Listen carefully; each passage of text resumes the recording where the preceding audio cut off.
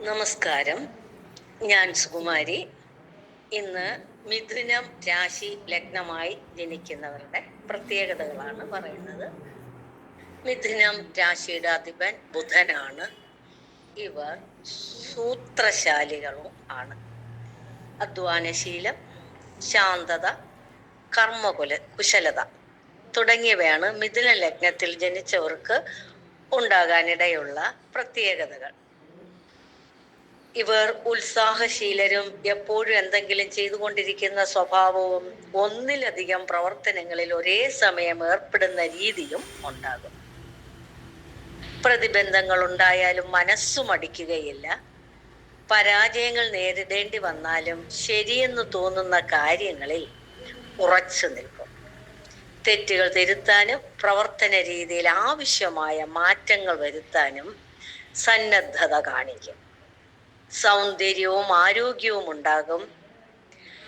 അധികം തടിക്കാത്തതും അധികം ഉയരമില്ലാത്തതുമായ ശരീരപ്രകൃതിയാണ് സാധാരണ ഉണ്ടാവുക. ആകർഷകമായ കണ്ണുകൾ, അല്പം ചുരുണ്ട് സമൃദ്ധമായ മുടി, ഇരുനിറം എന്നിവയാണ് മിക്ക മിഥുന ലഗ്നക്കാർക്കും ഉണ്ടാകാറുള്ളത്. നെറ്റിയുടെ മധ്യത്തിൽ കീഴ്മേൽ ഒരു രേഖയുണ്ടാകാനും ഇടയുണ്ട്. ആരോഗ്യം പൊതുവെ മെച്ചമായിരിക്കും.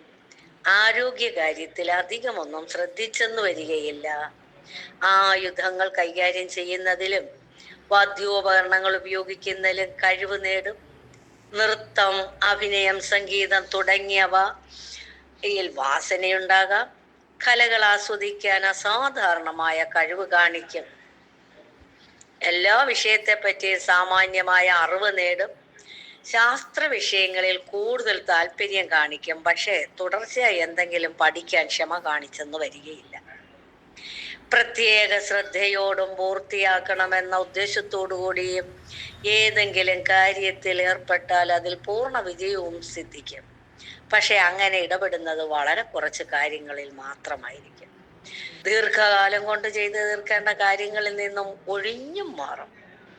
എല്ലാവരോടും സ്നേഹമായി പെരുമാറും. ധാരാളം സുഹൃത്തുക്കളും സഹായികളും ഉണ്ടാകും. പക്ഷേ ചെറിയ കാര്യം കൊണ്ട് ആളുകളുമായി പിണങ്ങുകയും കർക്കശമായി സംസാരിക്കുകയും ചെയ്യും. പക്ഷേ ഈ പിണക്കം താൽക്കാലികമായിരിക്കും. അടുത്ത നിമിഷത്തിലെല്ലാം മറന്ന് അവരുമായി സൗഹൃദത്തിലുമാകും. തന്ത്രപൂർവം പ്രവർത്തിക്കും.